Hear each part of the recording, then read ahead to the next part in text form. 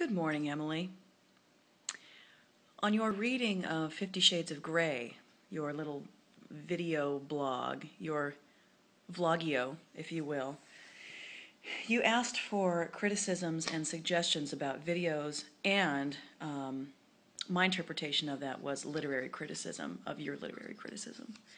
And so I'm not going to take that lightly. I'm going to take the chance here to investigate the questions and the themes in which you were presenting in your reading and interpretation.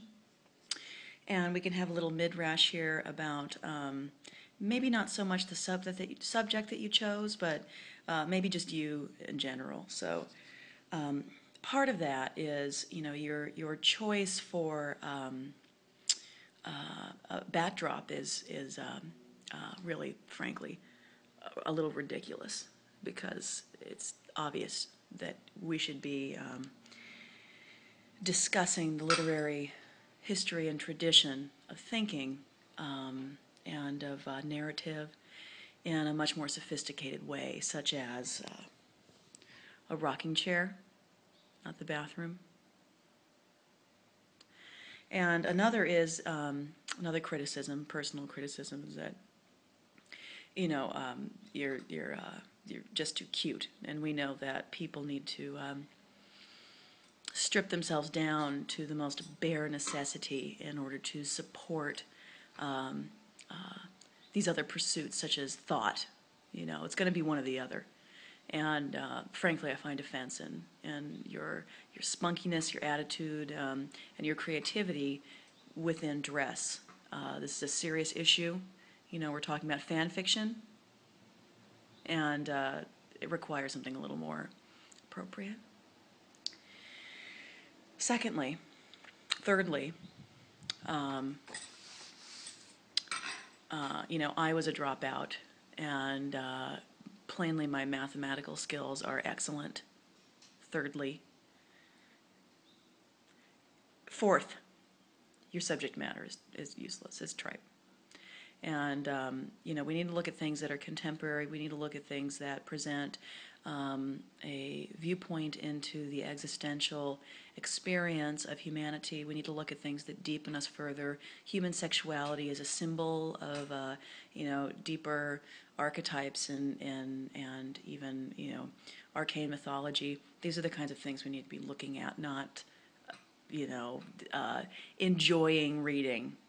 And so I have decided to give you a little gem of some of the finest writing in literary history, and as far as I'm concerned, revealing of the man's search for meaning and the experience of the soul. And so I'm going to read you from his, 19... Let's see here. You can just wait. 1981 classic. Had a few years here to settle. I'm going to be reading from A Light in the Attic, Bear in There.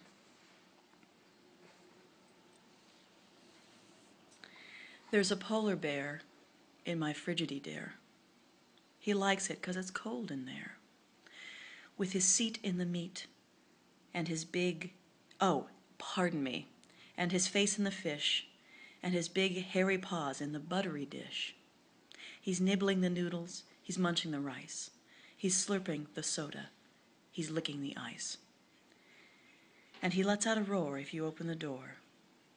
It gives me a scare to know he's in there, that polar bear in our Frigidaire. The symbolism and the richness of this story is really,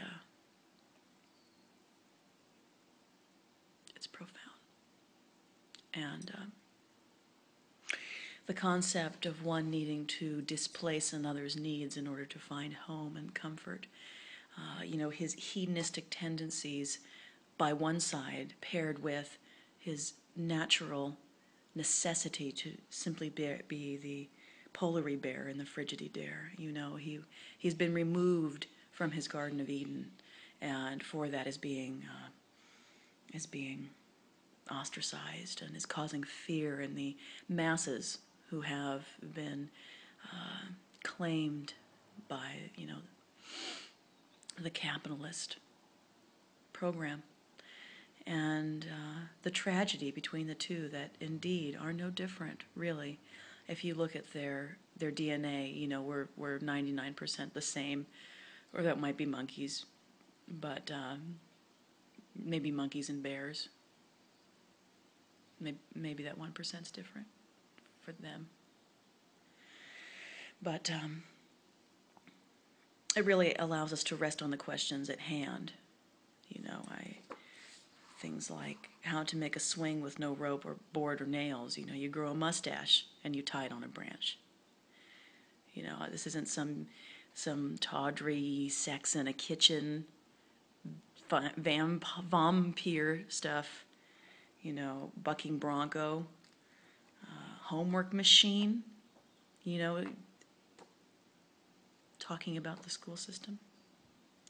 So I implore you to, you have a heart of gold, maybe, I don't know, but your necessity for expression in the literary arts is well founded, and if I can mentor you in any other way, I'd be happy to, with things such as Captain Underpants and John Belair's books. We can help with that. The Goosebumps series is really extraordinary. And that's also double acts as a art history with the covers.